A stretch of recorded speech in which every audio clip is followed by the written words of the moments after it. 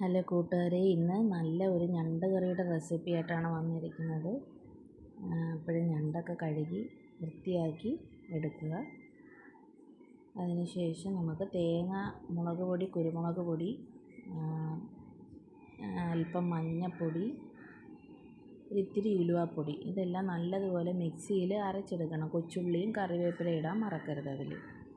എന്നിട്ട് കടുക് പൊട്ടിച്ചതിന് ശേഷം, കടുക് വറുത്തതിന് ശേഷം നമ്മൾ ഈ അരച്ച് വെച്ചിരിക്കുന്ന അരപ്പ് അതിലേക്ക് ഒഴിച്ചു കൊടുക്കുക. പിന്നീട് നമ്മൾ ആവശ്യത്തിനുള്ള വെള്ളവും അതിലേക്ക് ചേർത്ത് കൊടുക്കണം. ഞണ്ടിൻ്റെ അളവനുസരിച്ച് അതിൽ വെള്ളം ചേർത്ത് കൊടുക്കണം. പിന്നീട് നമ്മൾ അതിൽ ഒഴിക്കുന്നത് നമ്മൾ വടക്കം പുളിയല്ല, നമ്മൾ സാധാ പുളി പിഴിഞ്ഞ വെള്ളമാണ് ഒഴിച്ചു കൊടുക്കേണ്ടത്. അപ്പോൾ ഇതിൻ്റെ അകത്ത് ചെയ്യേണ്ടതെന്ന് വെച്ച് കഴിഞ്ഞാൽ, എപ്പോഴും ഈ കൊഞ്ചും ആയാലും ഞണ്ടായാലും ഇത് വെക്കുമ്പോഴത്തേനും അല്പം പുളി കൂടി നിൽക്കണം. അപ്പോഴത് നമ്മൾ തേങ്ങാക്കറി വെക്കുമ്പോൾ അത് നല്ല ടേസ്റ്റ് ആയിരിക്കും. ആവശ്യത്തിന് ഉപ്പിട്ട് കൊടുക്കണം. ഈ എരിയില്ലാത്ത കറികൾ ഇപ്പം മിക്ക അസുഖങ്ങൾക്ക്, അസിഡിറ്റിക്കായാലും പൈൽസ് ഉള്ളവർക്കുമൊക്കെ ഈ തേങ്ങാക്കറി ഉപയോഗിക്കുന്നതായിരിക്കും ഏറ്റവും നല്ലതെന്ന് പറയുന്നത്. എരിക്കറി ഒഴിവാക്കിയിട്ട് മസാലക്കറികളും ഒക്കെ ഒഴിവാക്കുന്നത് നല്ലത് തന്നെയാണ്. അപ്പോൾ ഈ ഞണ്ടൊക്കെ ഇങ്ങനെ വെച്ച് കഴിച്ചു കഴിഞ്ഞ് കഴിഞ്ഞാൽ കഴിവതും അസിഡിറ്റിയൊക്കെ ഒഴിവാക്കാനായിട്ട് കഴിയും.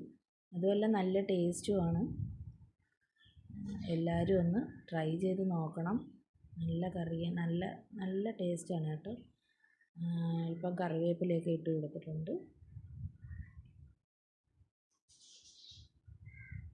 തിളച്ച് പറ്റി വരുമ്പോൾ നമ്മൾ ഉപ്പ് നോക്കി ആവശ്യത്തിനുള്ള ഉപ്പൊക്കെ ചേർത്ത് കൊടുക്കണം കേട്ടോ. ഞണ്ട് കറി റെഡി ആയിട്ടുണ്ട്.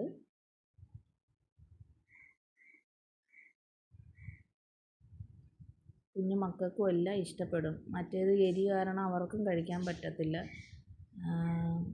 നല്ല ടേസ്റ്റായിട്ടുള്ള ഞണ്ട് കറിയാണ്. ഇത് നെല്ലിക്ക അച്ചാറാണ്. ഇപ്പം നെല്ലിക്ക അച്ചാറും നല്ല ടേസ്റ്റായിരുന്നു കേട്ടോ. ഈ നെല്ലിക്ക അച്ചാർ കടയിൽ നിന്ന് വാങ്ങിച്ചതാണ്. ഇച്ചിരി ചീനിയും ഞണ്ട് കറിയും കൂടെ ഒക്കെ ഇങ്ങോട്ട് ഒഴിച്ച് കഴിച്ചപ്പോഴത്തേനും നല്ല ടേസ്റ്റായിരുന്നു. നല്ല മിക്സ് ചെയ്ത് അങ്ങോട്ട്, എരി കുറവായിരിക്കും. അന്നേരം മക്കൾക്കും ഒക്കെ കഴിക്കാമല്ലോ, അവർക്ക് കഴിക്കാമല്ലോ, കുഞ്ഞു മക്കൾക്ക്. എല്ലാവരും ഇതൊന്ന് ട്രൈ ചെയ്ത് നോക്കണം. ഇത്രയേ ഉള്ളൂ എൻ്റെ വീഡിയോ. എല്ലാവർക്കും ഇഷ്ടപ്പെട്ടെങ്കിൽ ലൈക്ക് ചെയ്യുകയും കമൻറ്റ് ചെയ്യുകയും ചെയ്യണേ. Tata, bye bye.